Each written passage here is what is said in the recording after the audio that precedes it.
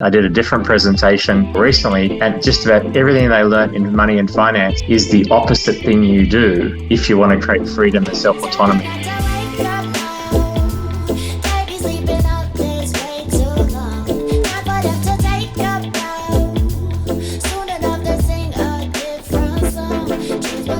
Hey everybody, welcome to Inspiral Out Loud, where we are exploring ways to create a thriving world for all sentience. So today our guest is David Neradil. After 15 years of corporate and business life, David made the shift 7 years ago to focus on land and community projects. Growing up south of Sydney in a religious family, he left home at 18 to begin his vocational journey. This led to questioning the corporate lifestyle and travelling the world for some years before entering the realm of property investment and educating others in this area.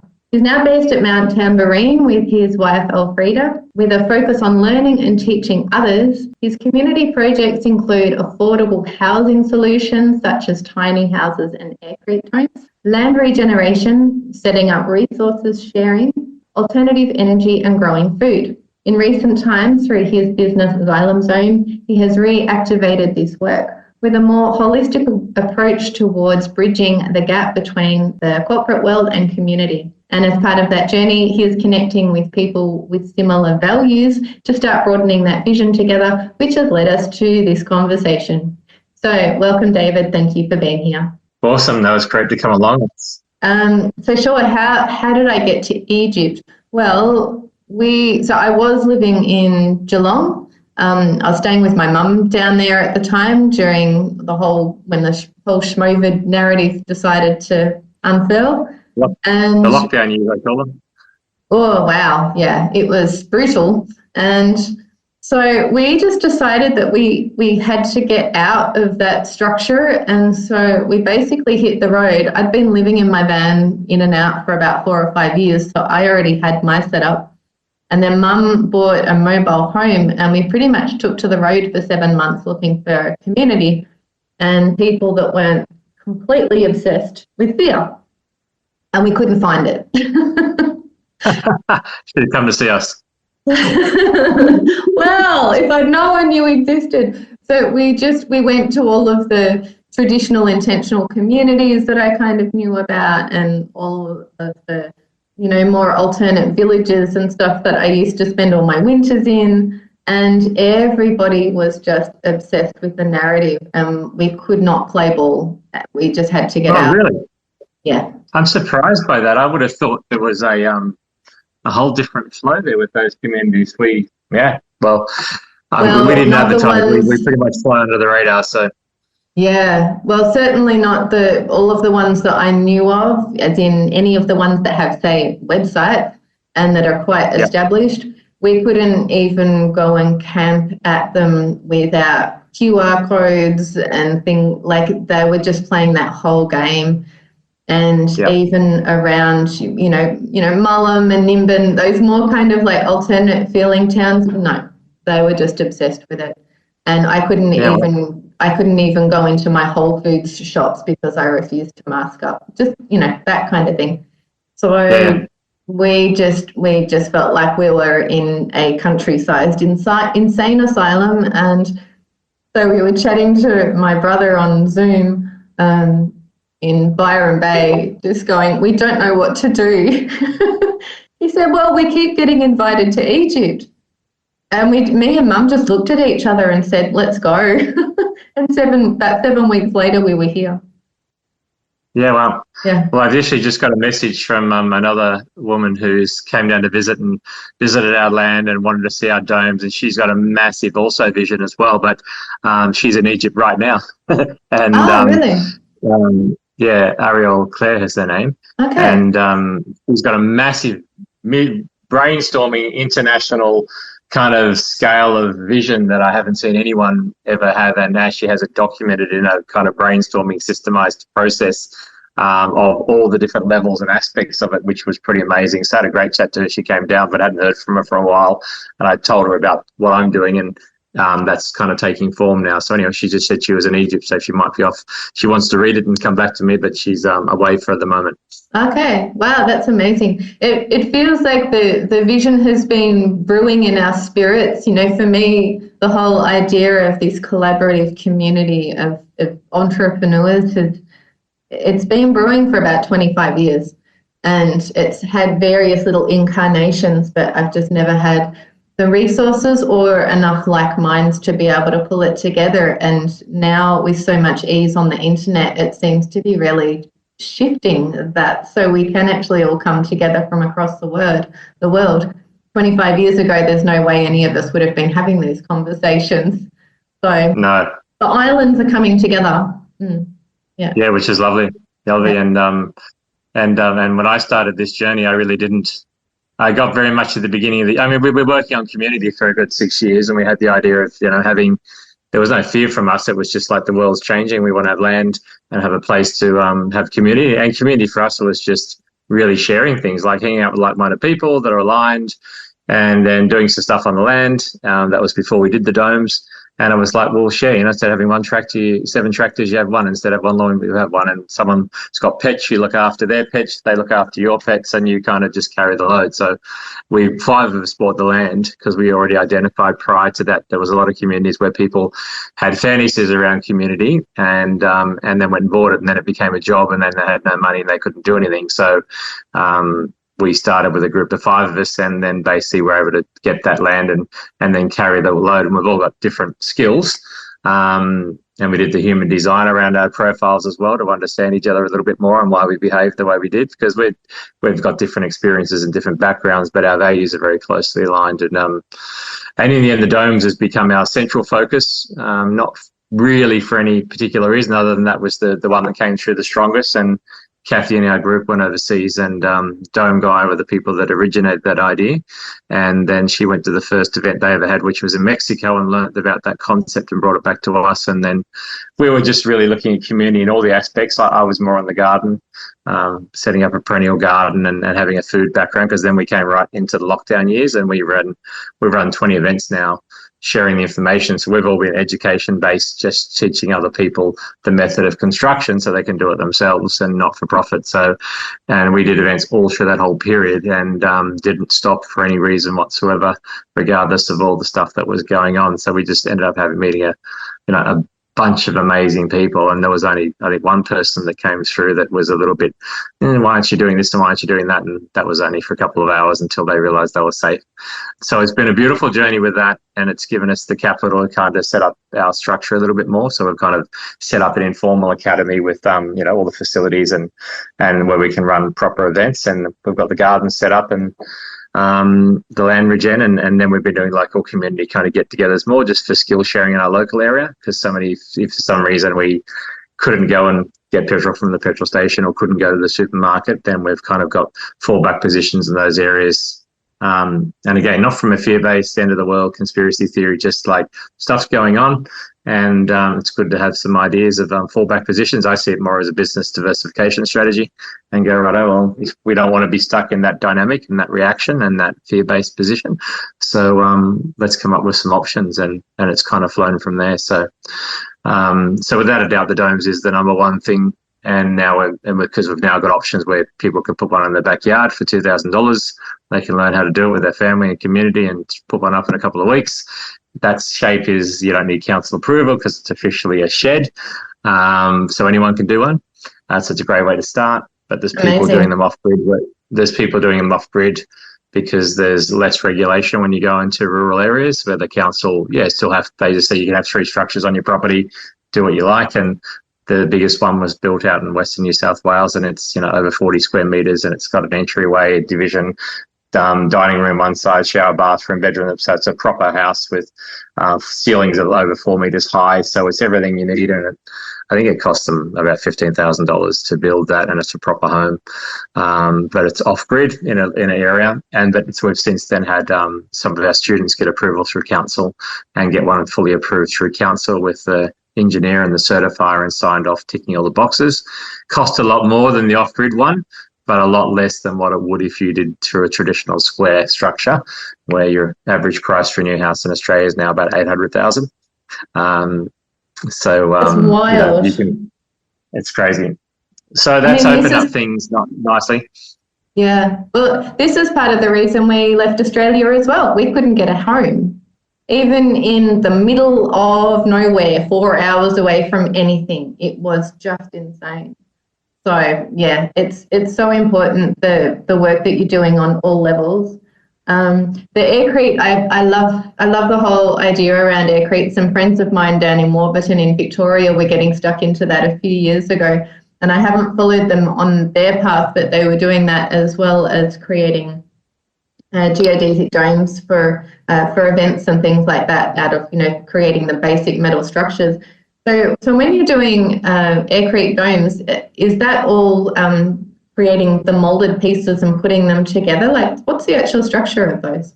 So if you think of it more like baking a cake, it's that's closer. It's literally dishwashing liquid and water, which goes in one. Those big blue tubs they used to have, often have horse food in. They're big blue tubs. They're quite big. You cut one of those in half. Basically, dishwashing liquid and water. A mixer to turn that into marine, and another one of those, a bag of cement and water, turn that into a slurry. That slurry gets poured into the meringue, and you mix the two mixes together, you get your mix. Then literally you have a square frame, no different to a cake frame, but obviously, probably the exact thing is about 1.2 by 1.2, something like that, 4 foot by 4 foot. You pour it in. By the next morning, you can cut it up just like a cake or cheese. Just push a slice through it, cut it into bricks. And the bricks are all aerated. They're full of bubbles. So the meringue has created all the bubbles through there. And then literally within 3 days, you can build with them. So there's a commercial product that's been around for 80 years. I think it's Dutch. It's called Hebel. And it's a commercial recognized internationally that you can use that's a lightweight brick. What we're basically doing is making our own Hebel. And we're using a very a lightweight mix. So we don't use sand. So it's got a lot more R rating to it, which is what they call the insulation capacity. That's how they measure bats in the roof and things like that. So you're literally making that yourself, and then you can build with it. So in actual fact, it's not a brick how we think in a square house that carries strength and is like a traditional solid brick. Your strength is coming from the shape of the dome, the way everything locks together. And then on the outside, there's a fabric that goes over the outside, like a fiberglass mesh, and that gets kind of adhered onto the bricks through a mixture of mortar and bondcrete. And then over that, you have your acrylic render and your waterproof membrane, and then finally your painting. So you have strengthening layers that go on the outside that make it really, really strong. And then you can do those as any size and connect them up like little mushrooms, and you can just go and cut doorways and windows in after it. And this amount of cement we use is far less than what is in concrete, and of course we don't have to use any timber, we don't have to use any steel, we don't have to ship materials across the country and use fossil fuels. So it's a really good sustainable option. People are ultra green, but it still uses cement. Yeah, maybe you can use an alternative for that. We haven't found it yet. But even things like hemp, they still use timber, they still use steel, they often bring it in from overseas, and yes, it's a natural product, but the cost of construction is still substantially very, very high. So we're not really competing. We tried to have an option that was more in line with giving people and young people today an option that was affordable, where anyone could do it. And I'd say 60% of the people that do our event are women, and probably women between the age of 30 and 60 who are literally traveling around and can't get a house and looking for an option and want to join a community. But the reality is it's much more fun to do it as a family or a community and support each other in doing that. And then obviously options open up from there. So there's all the different pathways now, which is good. And if you go overseas to Dome Gaia, which are the people who originated the product, they do a 10-day event. They charge about $2,200 US for that. Plus you've got to fly there, plus accommodation and food. So you're close to 10 grand. We do a weekend event and we charge $500, not for profit. Nothing goes into our pockets.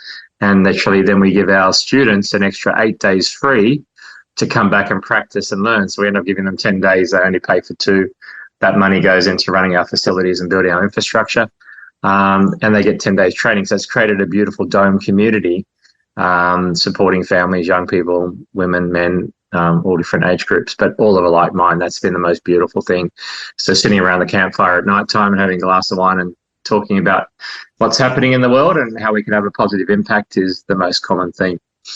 Yeah, and that's the beautiful thing about so many of those natural building processes, that they do end up really automatically gathering a kind of tribe around them. So most of the domes I've seen have been more either molded or creating the frames and then filling the frames in with some kind of structure. So it sounds like what you're talking about is creating bricks and then basically building it like an igloo kind of structure. Yes. And then cutting it out exactly from right. that. Exactly right. I mean, beautiful. There is some options to build straight walls, but they don't carry strength. Yeah, you know, they still need a frame to support them. So there's some things we're playing with in that space. But as soon as you go square, your cost base goes up and everything goes up. I mean, tell you what, once we saw this one that was the bigger one that was done, the one that got approved through council is 90 square metres, is one big 7-metre dome, 3 smaller ones are all interconnected. It was the first time for me I walked through and go, wow, this feels beautiful, I could live here.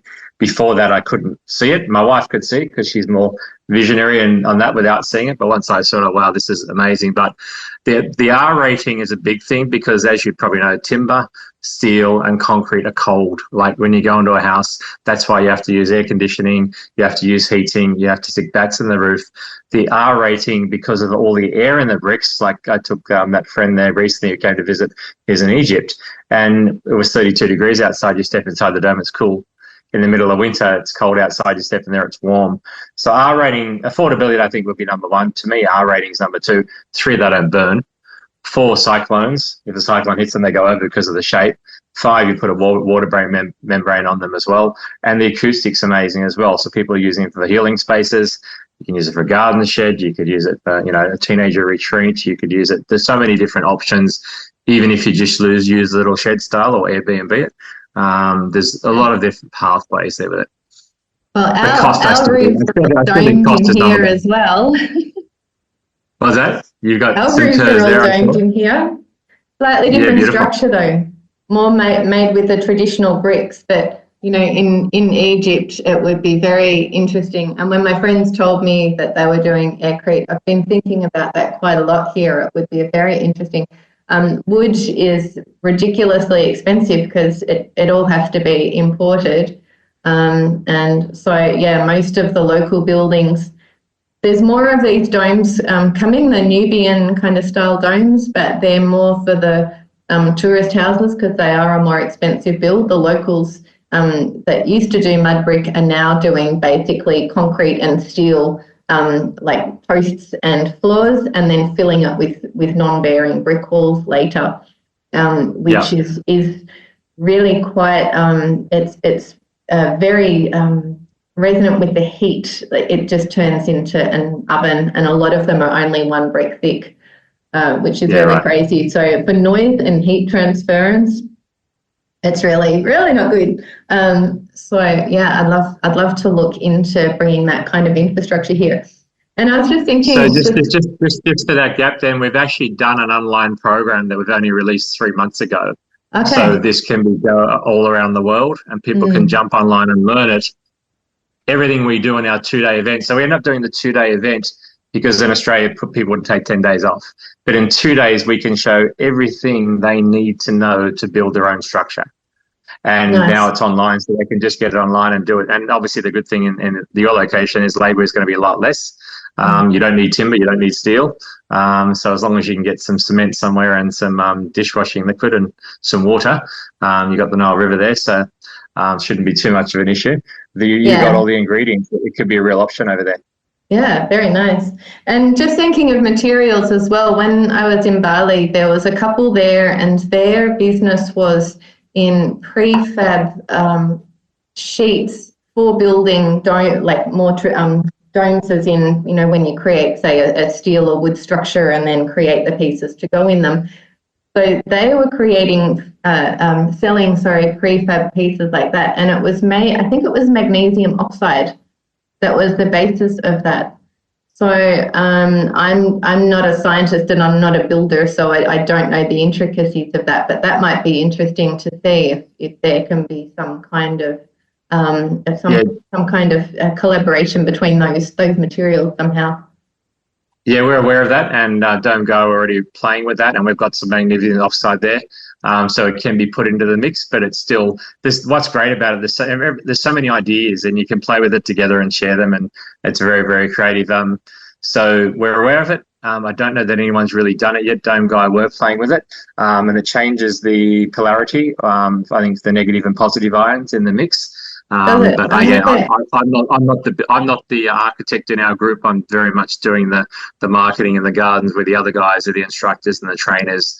We've got a whole team that does that. So that's just one of your areas of expertise that you've been focusing on more of late.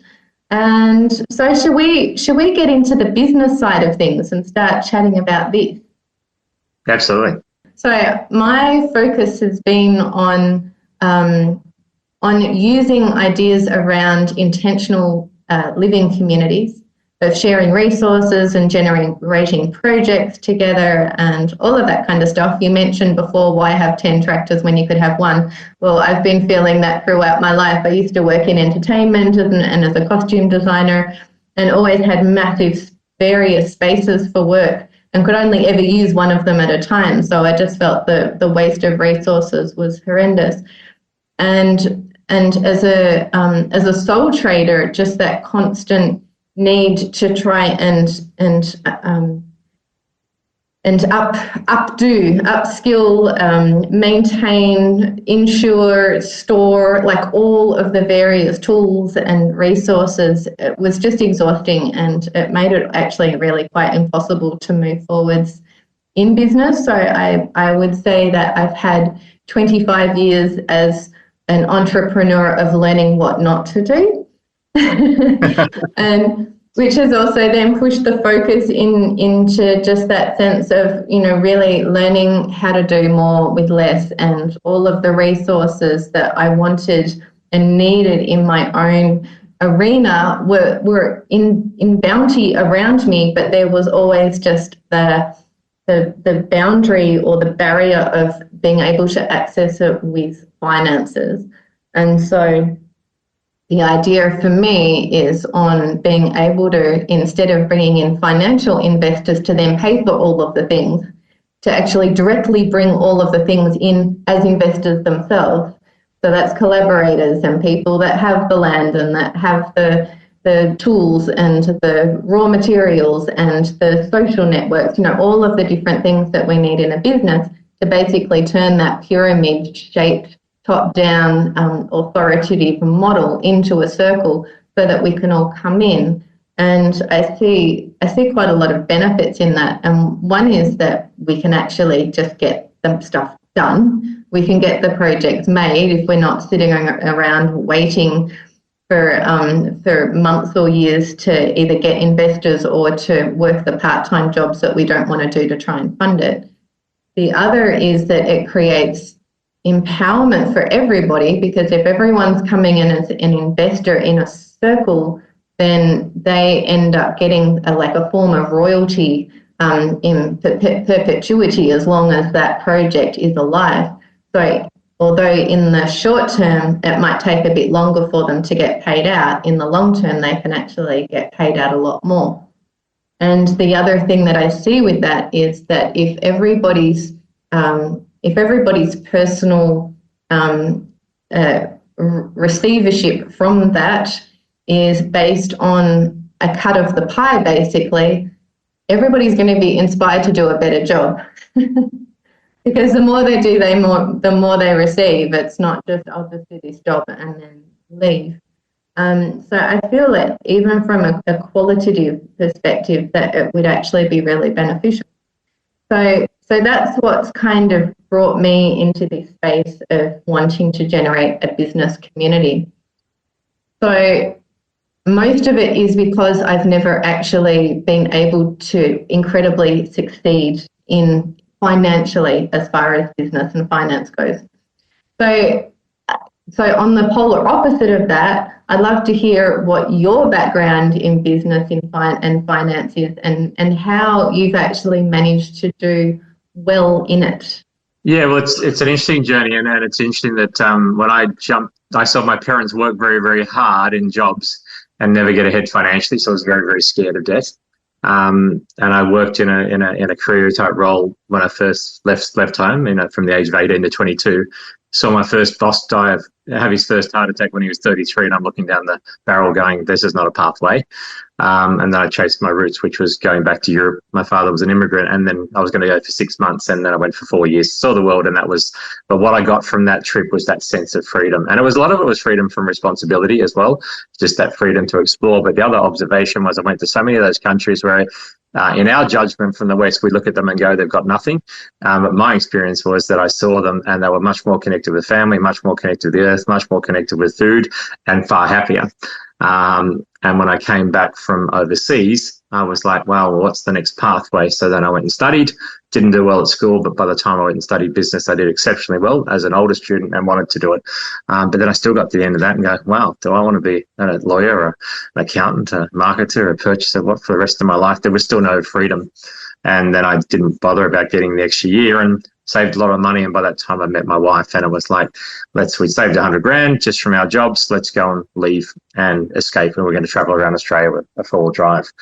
And she came home one night and with some information to go to a presentation with a guy who was talking about investing, and it was how to buy property with no money. So automatically I thought it was a scam.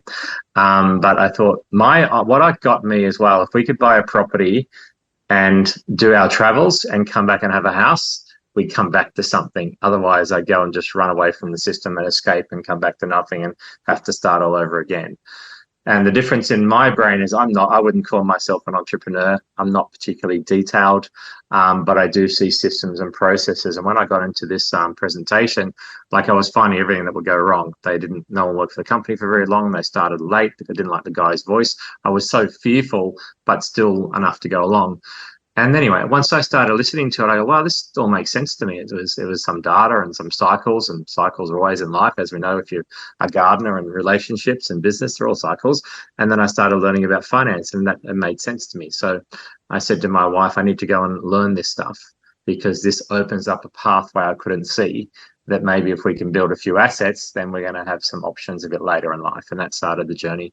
And it was really self-empowerment. I hadn't spent money of that type. I spent $5,000 20 years ago. It was a bit of cash, and just to learn, but I didn't see how I could go forward if I didn't learn, because I didn't have trust in business or corporations. I didn't have friends that knew it. I didn't have family that know it. And then I spent the money and learned enough information to be dangerous, but got some good results, got a few assets, didn't use the money, kept our capital. And then I thought, well, let's just sit down and focus on this and see if we can set ourselves up. And that's what we did. And laterally learned how that worked. And then I started showing other people how to do it. So I've always been education based. I've never sold property. I've never been a broker. I've never been a financial planner by choice. But I understand those areas. But what I've worked on is just teaching people the skills. But what was hilarious, even though I was coaching around property, finance, and those things, money, invariably I spend all my time to people talking about life, about self-awareness, about family, about spiritual things, and just sitting down. And then I was like, well, why can't we just build a plan to, like going on holidays or a trip? You're a traveler, I'm a traveler. We're here today and we know what we want down here, but there's a process, and I could see the process. And that's all I've been really sharing and turning it into something that was a bit more not about property, not about money, not about finance. They're just vehicles. It's about creating the life you want, whatever that is. And unfortunately, a job doesn't provide outcomes. Most businesses, you work harder than a job, and 95% of them don't last. And even properties, most people only buy one and two, and they never ever set it up in a way they can have life choices. So us, it was always about personal freedom, and that was the capacity. By setting up the assets, we had to use some principles around finance and leverage, because we weren't born with a silver spoon. We housing commission and an Indigenous background with my wife from New Zealand. So we didn't start with money, but we knew how to work hard. And then we were able to set that up after getting a bit more knowledge. And then eventually it was a position where we can use our capital to grow the assets. And eventually we had to understand debt utilize that. And then eventually our goal was to get debt free. So most of the properties we bought along the way, we sold, and that helped us buy our land for our community. And then it helped us get our house paid off debt free. And I knew that was, well, if I get a house paid off debt free, then it's like I get my time back. I only have to work 3 days because I don't have to pay for a mortgage. So we rented literally for 20 years, and then we used in good locations. So we still had a quality of life, traveled internationally, but because we rented, we had more income because we rented a lot less than having the mortgage, because I was scared of having a home and a 30-year mortgage. But when you owned investment properties, you literally had someone else paying for them. You provide a solution for them, and also over time, depending on what you do, you could grow your position. So ultimately, that's what we did: build our position, then sell down to create assets, and then we've opened them up to community with our land and given ourselves more time. So the big thing that's kind of come full circle for me after being kind of in that kind of career path, then more corporate journey, and then more business journey, and then being in community for the last 7 years, is just this observation of how many people there is working in the accumulation phase that have struggling in relationships, struggling in health, emotionally, financially stressed, and don't know where to look because they're in the system and don't realize there's opportunities outside.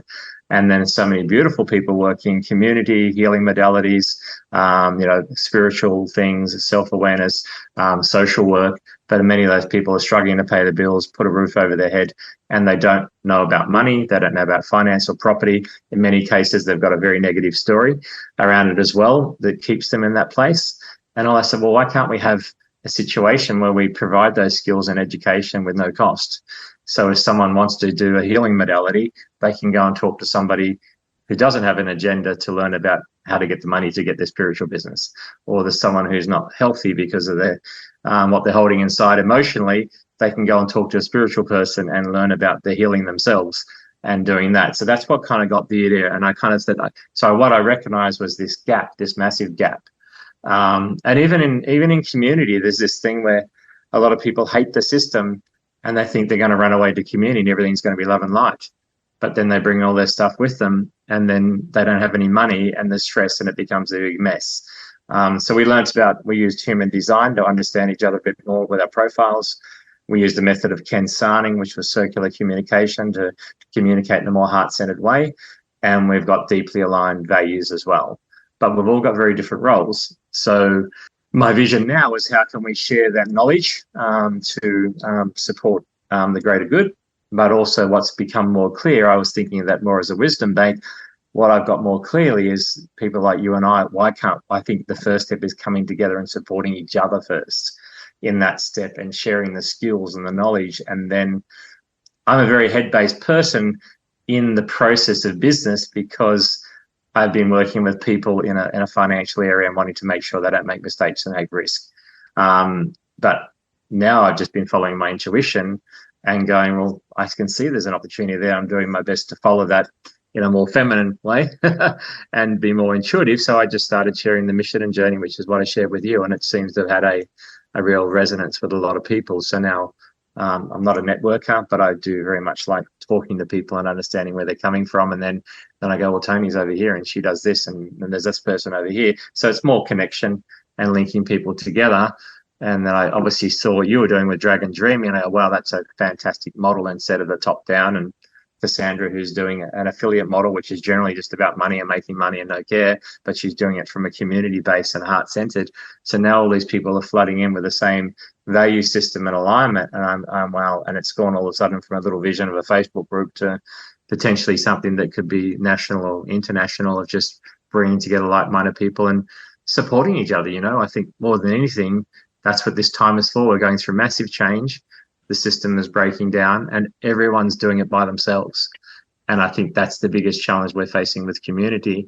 I've now linked up with another man who called me because he's been working with men, and so many men are breaking because they've worked in the corporate world, provide, protect, and then their life's fallen down with relationships, with health, and they've got no purpose and vision. And they don't know, and he's working with them to take them back to nature, to connect them and to get them more grounded and get purpose. but they still don't know how to get out of their job or their corporate world to transition to that thing they love. And one of the things I'm now coming in, and I generally haven't worked with men, I've worked with a lot of women, because women generally are a lot more aware, switched on, dealing with their stuff. And a lot of men have been so shut down, but all of a sudden this bunch of men are very open, aware, and I'm just helping them get a plan now to transition into their purpose-driven stuff and be more heart-aligned and get out of their head. And so that's another avenue that's opened up that I'm really, feeling quite passionate about, because I know women have their role where there's certain programming there they can feel stuck, but obviously men are feeling the same way and they don't know how to get out. So that's another avenue that's opened up. So it's flowering at another whole level. There's solutions around energy as well. I mean, there's just so much that's bubbling up that we can do together and move into a flow, and it doesn't have to be limited locally. I mean, I think having a fallback locally is great if we could have our local community doing that, but so many people seem to be still, the model is great, it's comfortable, it's convenient, it's easy, and doing something when they're so tired and stressed and overwhelmed, there's almost like a lot of people waiting they've got to wait for it to break before they'll do anything different. And I think obviously that's our role, to sit down and potentially lead the way with showing there is another option there, and scenarios, and providing the knowledge and awareness around that. That's kind of brings us pretty much up to date. Absolutely. I'm just going, yes, and busy writing down notes. So, just to touch on all of those points pretty much. I went to a business seminar with a guy from, he's from Hawaii, but based in Byron last I knew, called Jeffrey Slater. And so he was talking a lot about marketing and so on. And the room was full of maybe about 300 to 400, mainly women, all in tie-dye. We were all artists, healers, community generators, permaculturalists, like all of the things, and all like really, really struggling financially. And he said something along the lines of, all of you people that feel like, you shouldn't be making money, you should be just like, focusing on your, being an artist and suffering from your craft and all of these kinds of things. He said, you're actually the people that the world needs to make the money, because you're the ones that are going to steer it the most responsibly, And that was the first moment for me that I thought, it's my responsibility to make a lot of money so that I can create all of the things and help to create all of the structures that are going to help turn the world around. So I thought that was quite funny. And you mentioned before, the example of, say, a healer who doesn't really know how to step into business.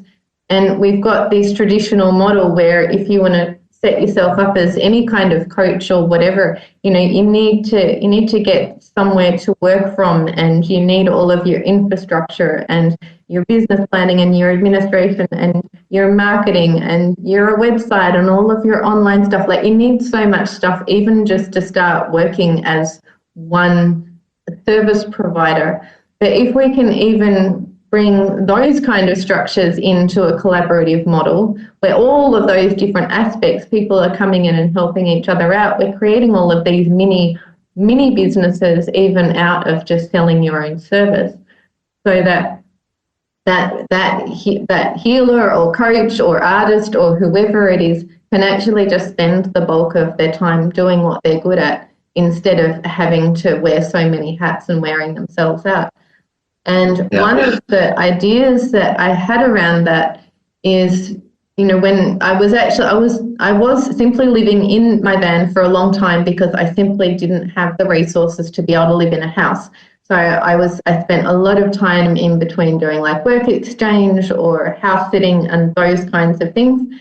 And sometimes when I needed a break, I would go and stay at an ashram, not because I'm interested in ashrams, but because that was the only kind of space where I could go and be in that community type of environment outside something like a festival. And I was thinking, wow, imagine having that kind of infrastructure and community, but instead of going there with a pure focus on, say, yoga or, whatever the, kind of spiritual focus is, instead on having the focus on generating collaborative businesses together. so that you're, I like the idea in ashrams that you can, do a work exchange for accommodation, but then that falls short because then when you finish, you've still got nothing. But if you could instead spend that time investing your energy into businesses at the same time as, say, putting in a few hours a day in the garden and helping the whole space grow, so that's your kind of exchange, but then you have the resources and support to be able to invest into projects, then you leave with some income. So, so that it's more empowering, so you're not absolutely reliant on that structure for survival. And so one of the ways that then we're looking at starting to make that happen here in Luxor is to start to create projects such as, there's a big tourist, there's a huge influx of tourists here. And a lot of them are, coming here for spiritual tours and things like that. Honestly, from what I see quite a lot of disconnect with the kinds of actual offerings that are playing out in that spiritual realm, to the point that I don't even want to use that word anymore. And so, one of the things that we're looking at doing is generating a collaborative of really high-end individuals here that are offering real estate. We've got this place that we're going to be turning into a creative space, so that people that want to run retreats have somewhere to come and create and do healing work and co-working and all of that kind of stuff, and record podcasts, all of that stuff. And then there is a lot of accommodation here that's really beautiful. There's amazing dahabeahs. There's about 24 that we have at our disposal. There's a lot of incredible local services from people that don't speak a lot of English and don't actually have online infrastructure or knowledge to be able to promote themselves. So we can help them by bringing them into the circles. Then, there's a lot of other locals more in Cairo that have more of a Western education, so they can kind of bridge the gap between cultures and between language. There's a lot of land regenerative projects across Egypt that we don't know about because they don't have access to marketing. So, there's so many different areas here where we can really bring our resources together, even just around creating a central directory of each other so that we can find each other. And so we have a big palette to then be able to co-create events and retreats and courses and all of that kind of stuff. So that's what I'm kind of seeing here. And you mentioned Cassandra doing the affiliate kind of work. Well, that to me is one of the simplest ways, most succinct ways, if we don't have more complex infrastructure yet to be able to be able to figure out the pieces of the proverbial pie, so to speak, in a project. That to me is one of the simplest ways to be able to promote each other's products and services and support ourselves financially at the same time. So I was excited when you mentioned her as well. And, with that core of, we don't need to focus on money, but we do need money to make all of these things happen. So let's thrive with the money while we're in that transitionary phase to the point that we don't need it. And I remember Jack Fresco from the Venus Project was saying, we've got more than enough resources, food, land, buildings, schools. We have more than enough for the whole world, but there isn't actually enough circulating wealth in the world to pay for the resources within the world. So we just have this roadblock, and it's ridiculous. So generating ways outside or in addition to the financial system to be able to enable ease of access between those resources, I think is really important. I think the system's been hijacked around business to a large degree. This concept you said we need to have all these things to go and start a business, I think it's a load of garbage. And when I started, I've been coaching for over 20 years. There wasn't any coaches.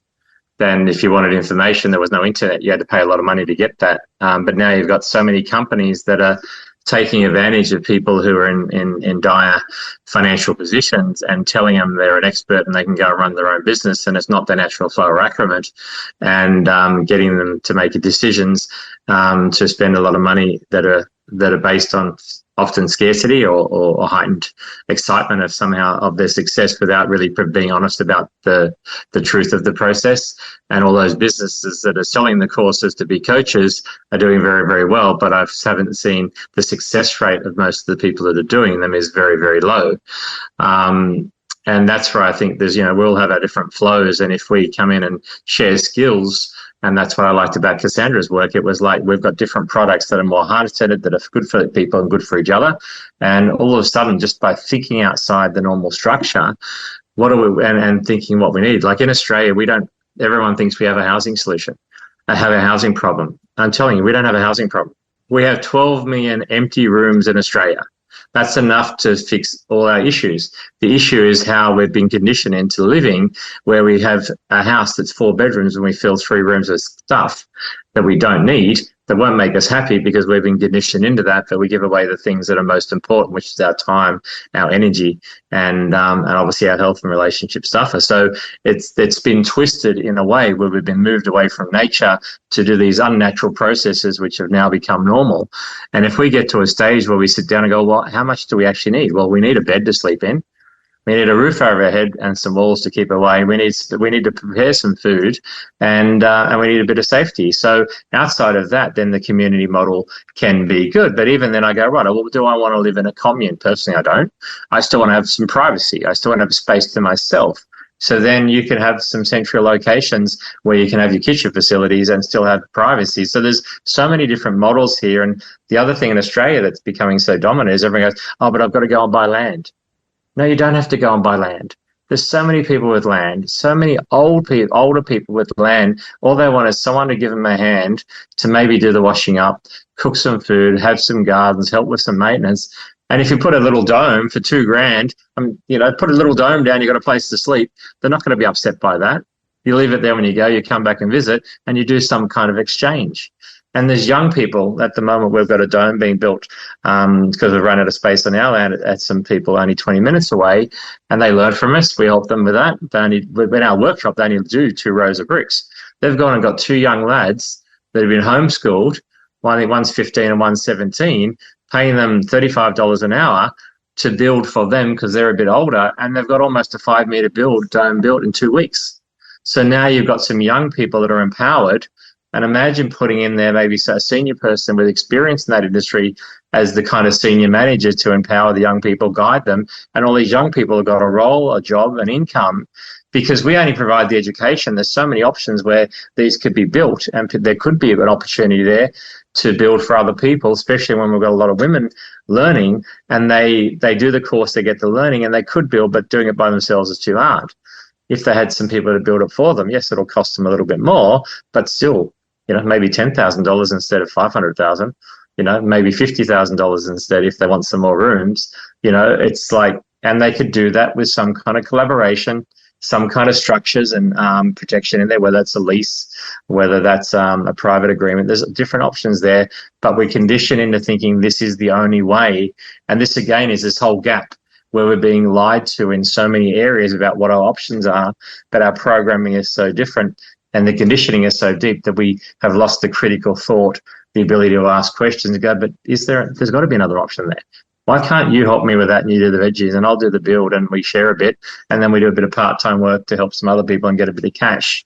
Or we grow the food and do that in our spare time, and then we put the food into a restaurant and the restaurant makes money and gives us a bit of cash, and we do that 50-50. I mean, there's so many pathways there with people that have skills and could share and help people and get their needs met around shelter and food, and then they do a little bit of extra work to get cash for what they need, not what they need. And then that's why I spend so much time on I see money and finance as vehicles. I don't see them, and property, I don't see them as happiness. They're just tools. But so many people don't even know where the money is. Like, I learned how to manage money because I was backpacking and there was no one else to get money, and I wanted to travel through Africa. So I spent only $2,000 traveling from London to Africa, but I wanted to travel more. So I learned how to manage money and eat what the locals are eating and go on public transport and prioritize my spending. And a lot of these skills are not getting taught in our traditional education system, and kids are just getting used to the debt system where they just get it all, and they're being disempowered without life skills. And community can pass a lot of these life skills back.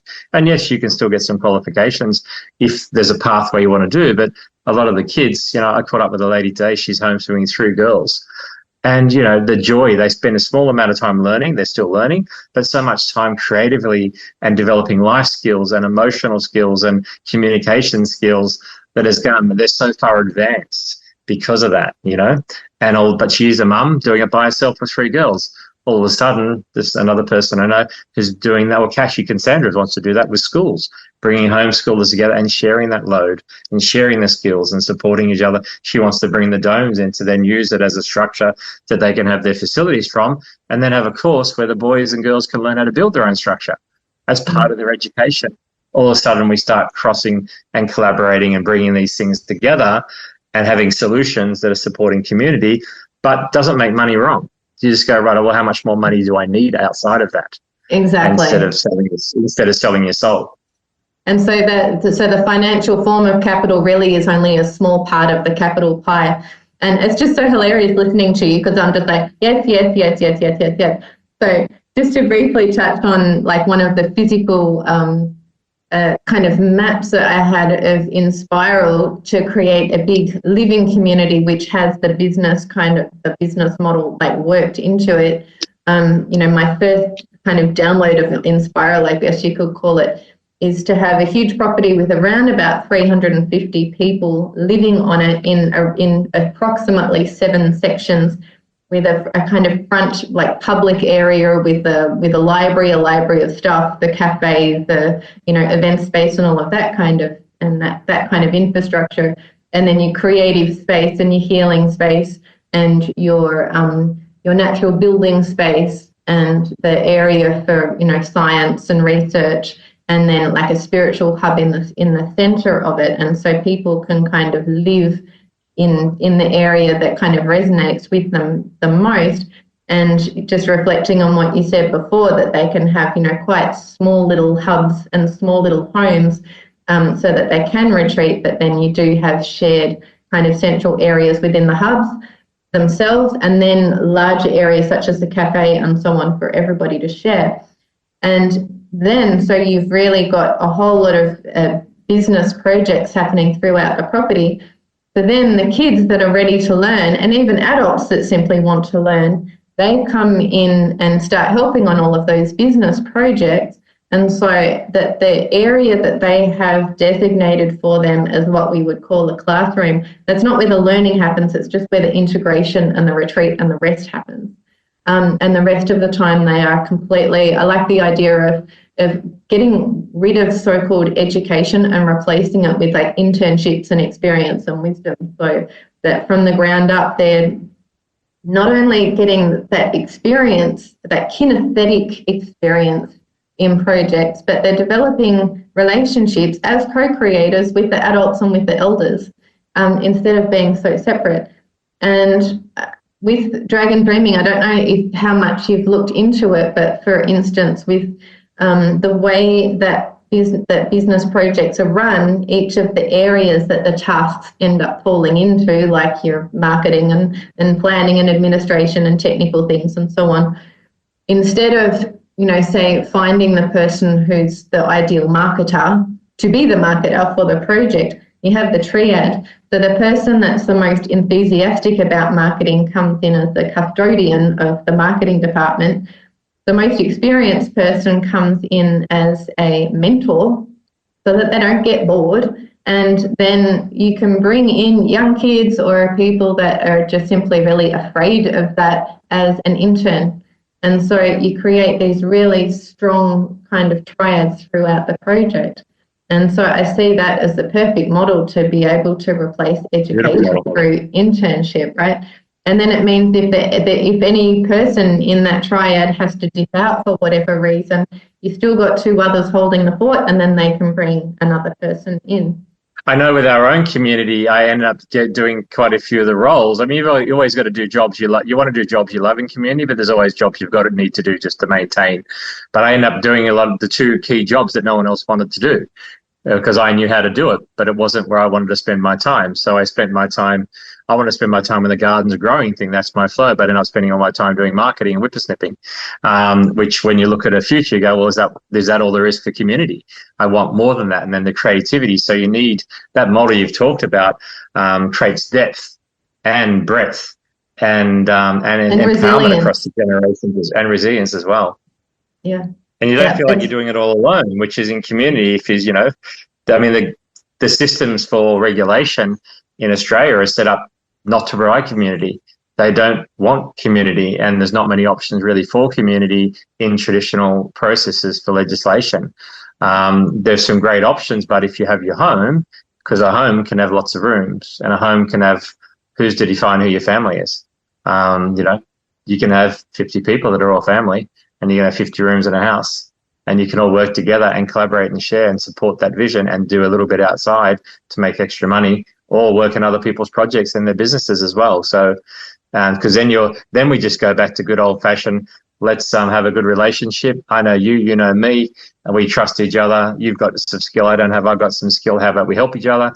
And then we've got someone else over here's got a business and they're short of labor. We'll go and do that to make a bit of extra cash, maybe build some domes. We get an hourly rate, and now we've got all our needs are met, and we're being fulfilled as human beings, because we're doing something meaningful as well.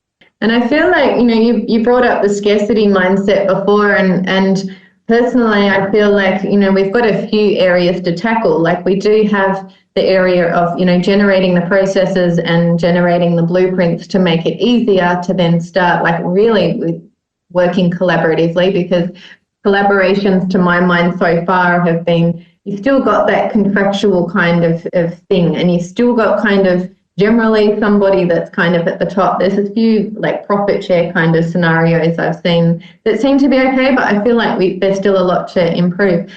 But I feel like, not only the processes, but also the internal world needs to shift, because we have been so brainwashed into scarcity. We've been brainwashed into competition, and I used to focus a lot on that in education, teaching circus in schools. You can't do circus if you're competing with each other, and so just really bringing in that idea of creating structures together and eliminating those ideas of greed and needing to take power over other people. And so, with the Dragon Dreaming process for creating a project, and I mean, I'm challenged with this as well, because I've got so many ideas for things and they become your little babies, right? And so if you're going to do that collaboratively, you literally need to put your little baby bird in the middle of the circle and just let it die, and then let it regrow itself as a collective. And that can be really challenging. And so, that's something that we kind of need to learn. So I think on top of, shifting mindsets and shifting ideas around processes, we also, need to take the time throughout this to tend to ourselves. And so part of the work that I've been doing on that is what I call Spirit of Business. And it's a process of basically tuning into the energy template, if you like, the DNA of an actual business, and learning how to create a dialogue with it so that you're actually procreating with a business rather than working on it, and allowing it to inform you and a collective of people on what it needs and how it can serve, and how it can contribute to the world, and like whatever else that you want to know about it. And also tend to all of the energy aspects. In our ancestry, in our ancestral field, we hold so much resistance to all of this kind of stuff, because our ancestors just simply have gone through horrendous physical and emotional trauma and struggle over the years. So I feel like we do need to tend to all of those kind of aspects of ourselves as well in order to move forward. Yeah, we've kind of got to the same place in our thinking. I mean, our first lesson was that you need to have core values, because the first time we experimented with community, we jumped into it very fast, met some people, thought that looks all great. We like permaculture and that, but as we got to know them, we realized our deeper core values weren't aligned at all. And that was around spirit and money, because they were scientific and waiting for the world to end. I'm like, right, well, that's not going to work, because you've got to be able to be open and honest in your communication. And there was things that were off the table you couldn't even discuss. The next aspect we got was really, we tried to go and save a bunch of people that weren't financially successful by bringing them in as equal partners. But the reality is, we realized that then they didn't have the same value on it, because they didn't actually have an investment in it. And we wanted to just have a simple commitment of some time and some money, and they didn't find the way to do that. So we realized you've got to have some skin in the game. And for want of a better word, you've got to have something that's going to say, I've got a belief in this and I'm going to put my time and energy in this and not get distracted. And the circle communication we found was good, but it's very difficult if you don't have some kind of, at least some framework where you've got everyone coming together regularly who are prepared to go into that space and then be able to reflect on their own stuff that's going on, instead of just to focus on the external. Because so many of the communities I've seen, the ego, the hierarchy, the fear, the control, and everyone's just dumped their stuff, where I think the new level, we've got so much change going on in the world at the moment, and so much of it is duplicated within all of us. But if we can have a more, I love the 4 agreements, where when someone triggers you or someone's got stuff, you come back and go, well, what's that to do with me? And we have a responsibility to work on ourselves first. And then honesty, I sat down with a group last week, and I said, both conversations, I said, let's start with what you want, and I'll start with what I want. And let's be honest about that and open about that at the beginning, instead of all this fluff and bullshit that we kind of pretend like we just all have. No, we're here because we want things. It doesn't have to have a bad merit. There's no issue. We want love and connection. We might want a financial return. We might want to be recognized for our skills, whatever that is. We might want to serve, and all these different stories. But if we can get to a place where I suppose there's that vulnerability, for want of a better word, and we realize that we're all on the same journey and we're all having the same thing, and we can move into a space where that can be dissolved and have some simple frameworks, I think we can go to a whole new level. And then we add in the practical things of collaboration. Then we bring into where the skills, and then the dragon dreaming just sounds beautiful. And then if we've got some way to connect people, like what Cassandra's doing with the affiliate program, all of a sudden we've got a model that traditionally is just driven by profit and greed, that can be one that's a lot more heart-centered, where yes, we can help other people by providing a service that they need, but we can still get an exchange on that. We can just do it from building trusting relationships, and not just focusing on the money, knowing that if I look after you and you look after me, there's a reciprocation, and then that goodwill will go on and come back to us. And I think that's what you're saying at the moment. I put in its middle, let it die. I've created all this group of people at the moment, and I'm about to put it forward. And I'm like, well, right, this is my suggestion. Now I'm letting go of it all, and we'll just see what turns out, because that resonance, I think, is beautiful, and it's going to create something.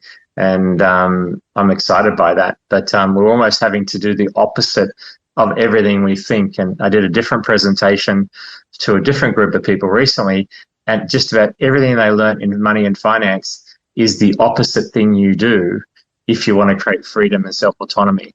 But everything we're taught is the right thing, keeps them in a place of servitude and just working for debt, which is debt slavery. And I'm not making debt wrong. But if you want this outcome over here, you've got to be doing something differently.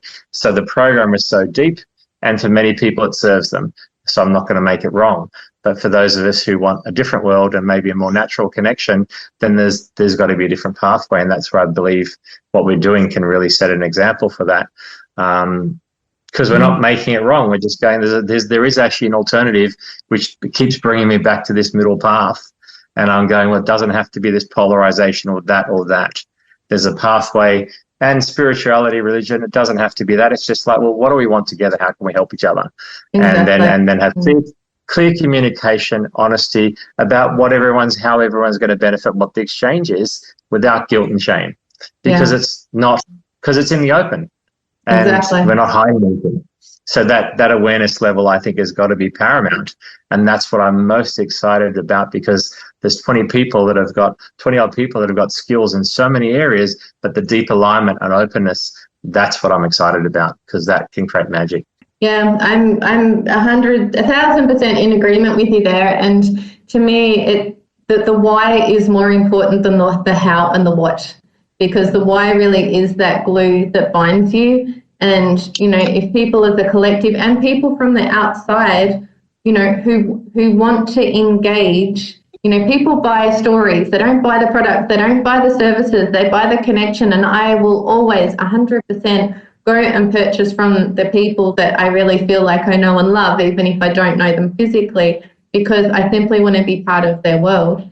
And you touched on before about, like self-awareness and, when our reactivity and our ego step in. And one of the things I like in Dragon Dreaming is that there's a process called Pinakari, which is just the very simple process of listening. So if you're in a meeting type situation and you start to feel triggered, there's a Pinakari bell and you ring the bell and everybody has to just be quiet for a minute and just reflect on what's actually going on. And I've heard that actually a lot of corporate type entities, even if they're not Dragon Dreaming based, are actually using that process just to bring the mindfulness into their situations. We use it with Kensani, which is the Japanese method, and the difference was there you spoke to the center, not at a person, and then you stayed on topic. Right. And then when someone else was speaking, you couldn't, which was brilliant, because when your head's going off and you feel like I got to talk, you have to actually sit down there and be respectful and not speak till it's your turn. And then you often sit down, oh, do I really need to say that? And half the time you don't even need to say the things that you're going to say when you reflect more deeply, and then you can get to a heart-centered place. I think that's a beautiful way to do things, but in saying that, you still need a process to get things done as well. Sometimes that can lead to waiting for everyone to come into harmony, but then there are these nothing ever happens, and we found that to a large degree. So you need a blend, I think, of the two methodology. Absolutely. And then another aspect of the Dragon Dreaming is the dreaming circle. And before, you said just it's so important to be honest on what you need, right? And so part of the dreaming circle is for the dreamer, who might traditionally be, the creative visionary or something like that. Once they put their dream into the circle, it actually goes around. And by the way, that initial circle, that initial core circle, it's only about 6 or 8 people. You don't want more than that. It gets too messy. So this is just the core, planning circle, I guess. And that dream basically goes around and everybody reworks it and rewords it in order to be able to say to themselves, this will be a worthy investment of my time, energy, and resources if. And so that it, right from the very start, it needs to be serving everybody. And if it doesn't, and if it can't serve everybody, then maybe not everybody is right for that particular project, and that's okay too. But generally, you should be able to work it to a point where it is. And, profit, for most of us, unless we are set up so that we are super, super abundant financially, we do need profit. We need to be able to live well. There's no point struggling. We can't turn up and do what we were put on the planet to do if we're trying to find our next meal, and if we're, surrounded by a dingy environment and can't get any peace and are just have way too much internal noise.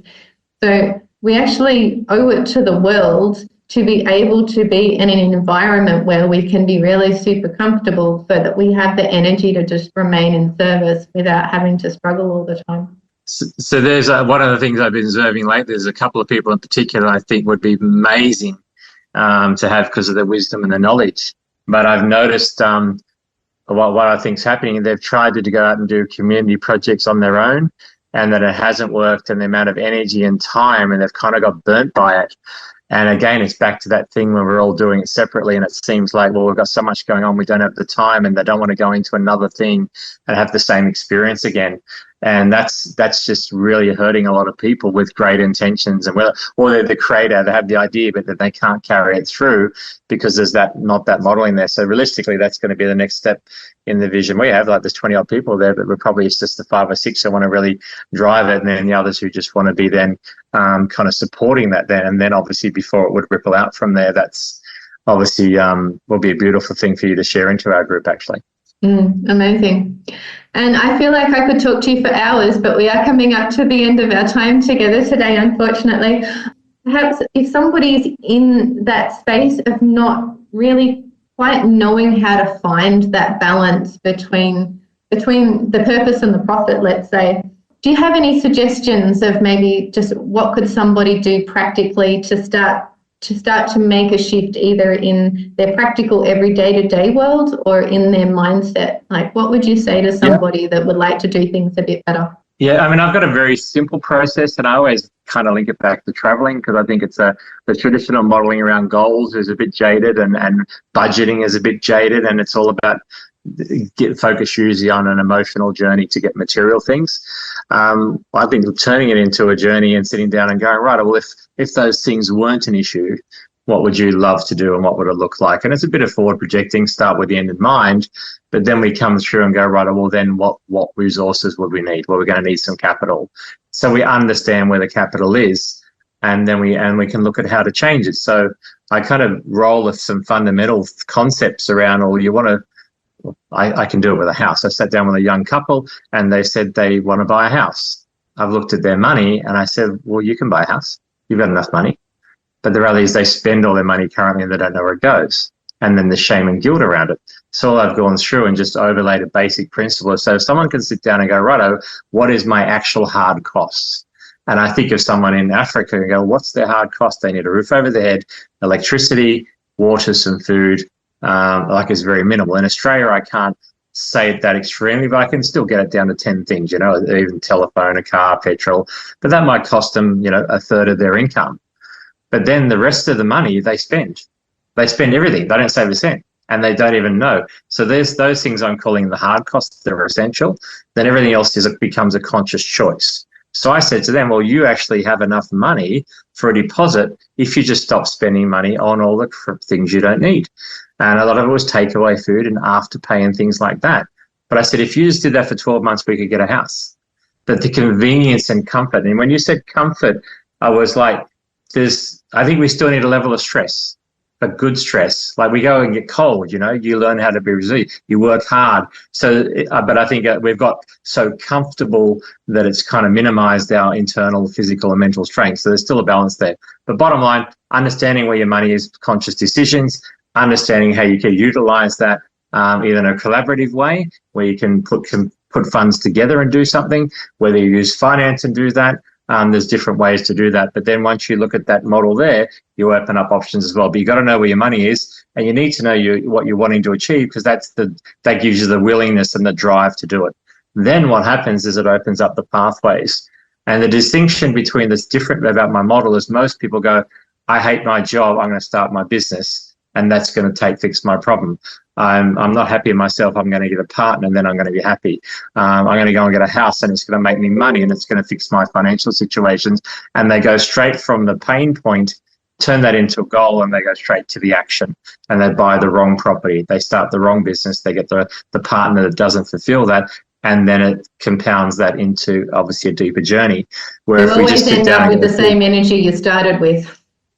Yeah. And if we just make some simple conscious decisions, like we want to drive to Perth, you and I, and we go, right, we both want to do that trip. How long will it go for? What's our level of comfort? What do we want to eat along the way? Where do we want to stop and see? If we sit down and turn it into that kind of journey, then we sit down and do a bit of basic planning, and then we come up with a plan and go, right, cool, let's go and start that. And we've been conditioned into doing things instant gratification, go straight to the action instead of just a bit of simple planning. And then I suppose a little bit like you said, you have the plan and then you lose attachment because you might be on the road for a day and then you meet somebody, you go, oh, there's a different way you can go here. And you pick somebody else up in the car and you go, we need to get some food. And you can add those things in. It's not rigid, but at least you need to start with the goal though. Yeah, start with the end in mind, conscious decision making, and then take on responsibility for the journey, and and then let it go. It can be beautiful. And most of it's just natural. It's not difficult. We've been conditioned out of this natural way of thinking. Wow. Okay. It's been such a joy chatting to you, David. If people would like to get in contact with you, I'll pop all your links in the description box below. But what is the main way that you'd like people to connect with you?